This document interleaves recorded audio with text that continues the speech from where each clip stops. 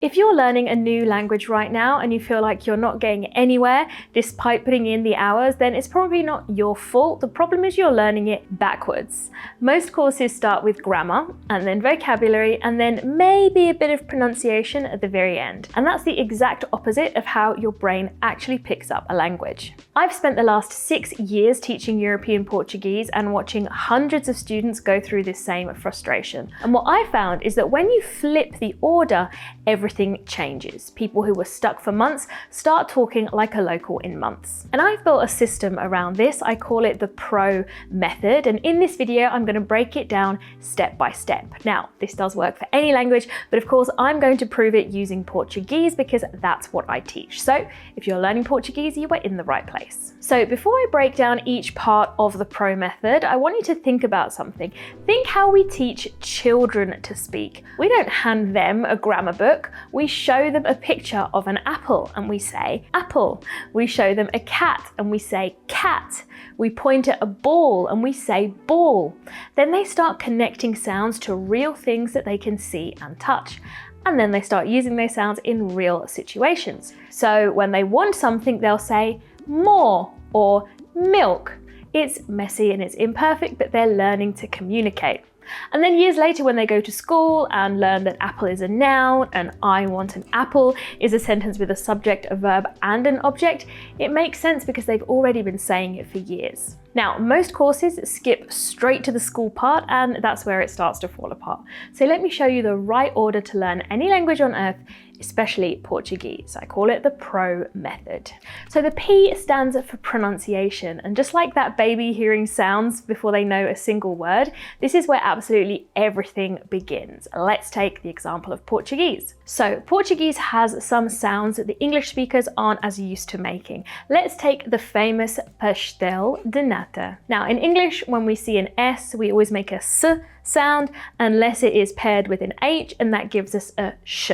But in Portuguese, we have many different options of how to pronounce an S. It could be a S, a sh, a z, or even a j sound. So we need to learn some rules that will help us choose the right S in the right situation. So for example, when an S is between two vowels, like in the word casa, that's when we're going to use a z.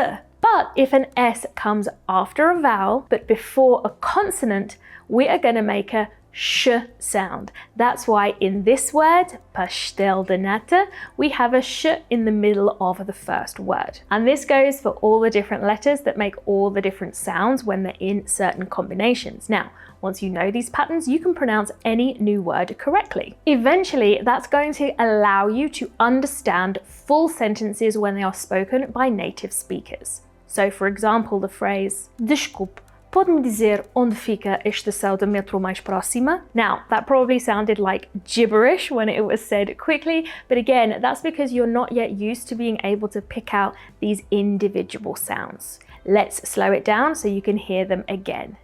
Desculpe, pode-me dizer onde fica a estação de metro mais próxima? So here, for example, if I know that the E on the end of pod is very closed and I'm not going to hear it, or that I know the ending CAO, when it has these two accents on them, is a sound, or even that when I see an X in a word like próxima, I'm going to pronounce it with an S.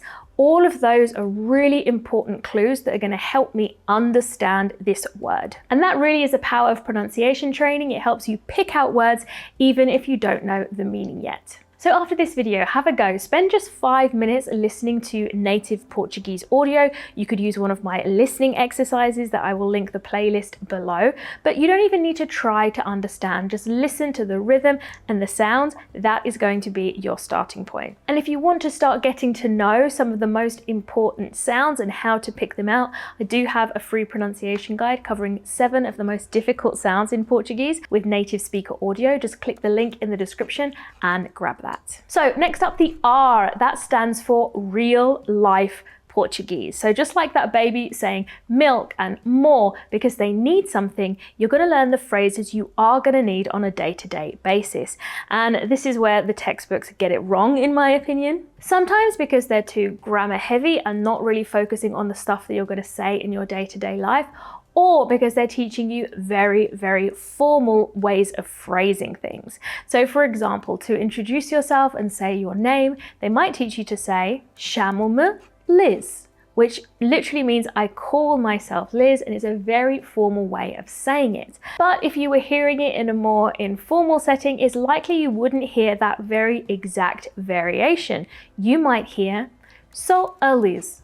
I am Liz. Can you see how different that is in terms of the phrasing? So these are the kind of interactions that I absolutely love teaching because we add a more natural flavor to the way real people actually speak on a day-to-day basis, rather than, hello, how are you? My name is Liz. You might hear something like this if you bumped into your neighbor, for example. Bom dia, Dona Isabel. Está boa?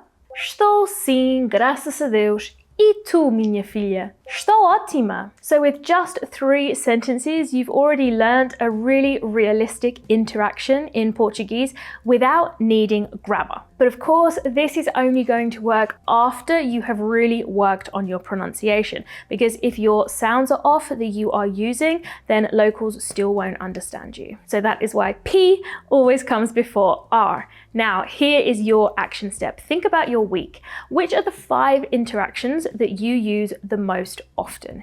I encourage you to study and practice for those interactions and learn just those practical phrases that you're going to need. I actually have loads of videos teaching phrases for various situations. So if you want to see that playlist, just head to the description and it will be linked there. So finally, we have O, which stands for only essential grammar. So look, grammar does matter, but it's the last piece of the puzzle, not the first. So when you learn grammar first, you're memorizing rules for sounds you can't even produce and phrases you've never heard or used. But when grammar comes after P and R, the rules feel like you're having explanations for things that you're already doing. For example, something that I mention right at the top of my course when we're starting to work on grammar, we learn about the definite article and how the Portuguese use it way more than we do in English. So for places, o Porto, or people, a Maria, or even days of the week, a segunda-feira. If you had to learn this grammar rule on day 1, you would feel weird and think, well, why am I saying the Maria, the Porto? But if you've been repeating phrases like vou ao Porto or a Maria ligou-me for weeks, you've already been using these articles without even thinking. So the rule just confirms what you already feel. Your brain goes, okay, that's why I say that. Another example, Portuguese has 2 verbs for to be, ser and estar. Now, a grammar book will give you pages of rules. Permanent versus temporary, for example, is one way of describing it, but it can be really confusing. But if you've already been saying estou bem when someone asks how you are, and sou inglesa when they ask where you're from, then you've already been using both correctly. So the essential grammar for beginners, this is what I teach inside my Portuguese Pro program, once we've covered pronunciation and real life interactions, is the following: present tense, basic questions, how to say what you want and need. This is going to cover most of your daily life. Everything else comes later. So that's the Pro method. It's the same order that your brain followed when you were learning your first language as a kid. We're just doing it again deliberately this time. And this applies to any language, Spanish, French, Italian, whatever. The order is always the same, but of course I teach Portuguese, and this is the exact method that I teach inside Portuguese Pro. Every module follows this P.R.O sequence. So if you want to take the first step right now, I do have a free 60-minute workshop called Speak Portuguese Like a Pro, where we cover pronunciation, essential grammar, and real life conversation breakdowns, as well as much more. So click the first link in the description if you'd like to sign up, and I'll see you in the next video.